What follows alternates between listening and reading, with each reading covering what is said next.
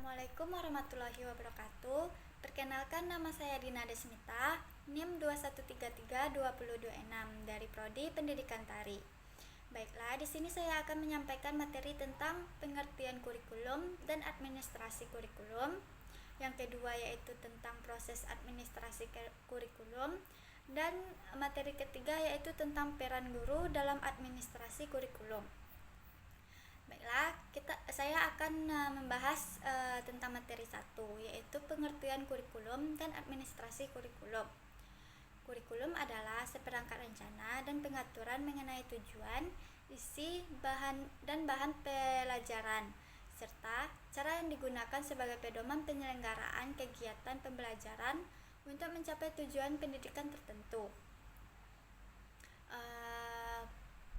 Kurikulum juga diartikan sebagai track dan jalur yang diikuti untuk mencapai suatu tujuan.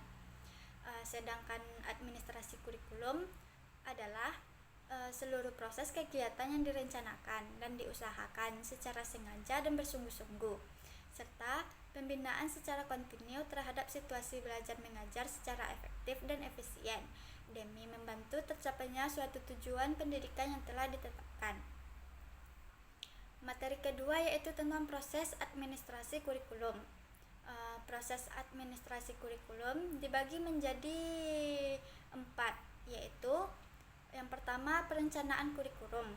Perencanaan kurikulum adalah perencanaan kesempatan belajar yang dimaksudkan untuk membina siswa atau peserta didik ke arah perubahan perilaku yang diinginkan dan menilai sehingga mana perubahan-perubahan yang terjadi pada diri siswa atau peserta didik. Tujuan perencanaan kurikulum dikembangkan dalam bentuk kerangka teori dan penelitian terhadap kekuatan sosial, pengembangan masyarakat, kebutuhan, dan gaya belajar siswa. Yang kedua yaitu pelaksanaan. Pelaksanaan kurikulum direalisasikan dalam proses belajar mengajar sesuai dengan prinsip-prinsip dan ketentuan kurikulum yang telah dikembangkan sebelumnya. Pelaksanaan kurikulum dapat dibagi menjadi 2, yaitu tingkatan pelaksanaan kurikulum tingkat sekolah dan tingkat kelas. Dalam tingkat sekolah yang berperan adalah kepala sekolah, sedangkan pada tingkat kelas yang berperan adalah guru.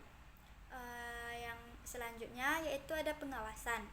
Pengawasan adalah fungsi administrator untuk memastikan bahwa apa yang dikerjakan sesuai dengan apa yang dikehendaki.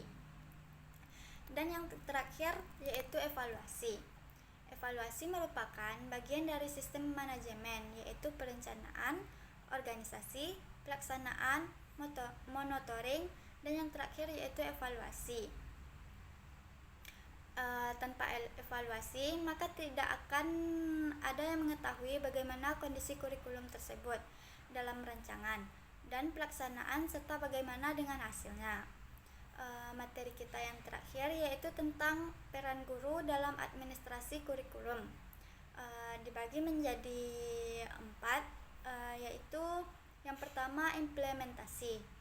Guru berperan untuk mengaplikasikan kurikulum yang sudah ada. Dalam melaksanakan perannya, guru hanya menerima berbagai kebijakan perumusan kurikulum. Dalam pengembangan kurikulum, guru dianggap sebagai tenaga teknis yang hanya bertanggung jawab dalam mengimplementasikan berbagai ketentuan yang sudah ada. Yang kedua yaitu adapters. Adapters merupakan lebih dari sebagai kurikulum, akan tetapi juga sebagai penyelaras kurikulum dengan karakteristik dan kebutuhan siswa. Guru diberi kewenangan untuk menyesuaikan kurikulum yang sudah ada dengan karakteristik sekolah dan kebutuhan lokal lainnya. Yang ketiga yaitu developers. Guru berperan sebagai pendukung kurikulum, memiliki kewenangan dalam mendesain kurikulum.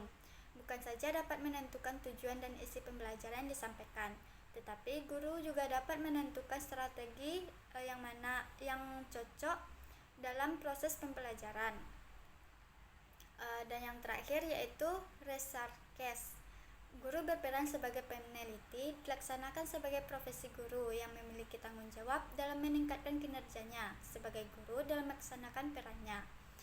Guru memiliki tanggung jawab untuk menguji berbagai komponen kurikulum, menguji bahan-bahan kurikulum, menguji efektivitas program, dan menguji strategi serta model pembelajaran, termasuk pengumpulan data tentang keberhasilan siswa dalam mencapai kurikulum. Sekian dari penyampaian materi dari saya. Jika ada salah dan janggal, saya mohon maaf. Saya akhiri dengan Assalamualaikum warahmatullahi wabarakatuh.